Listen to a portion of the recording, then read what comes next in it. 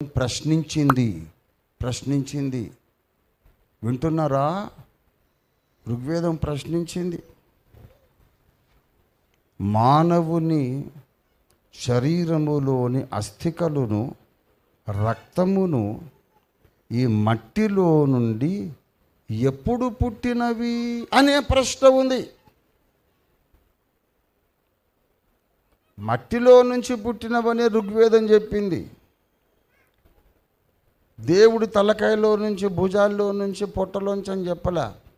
మానవుని శరీరము, అస్థికలు అంటే ఎముకలు, రక్తము మట్టిలో నుంచే పుట్టినయని తెలుస్తుంది. కానీ అది ఎప్పుడు జరిగింది అని ఒక మహర్షి ప్రశ్నిస్తున్నాడు ఋగ్వేదములో. ఇంట్రెస్టెడ్ పీపుల్ నన్ను కన్సల్ట్ చేయండి, నేను మీకు ఆ రెఫరెన్స్ రాసి పంపిస్తాను. ఆ పేజీ ఫోటో తీసి నేను మీకు వాట్సాప్లో నేను పంపిస్తా. లేకపోతే నా పేరు రంజిత్ తోఫీర్ కాదు, మార్చుకుంటాను. ఏ మేరా సవాల్ హై జబ్ తక్ మై జిందా హూ.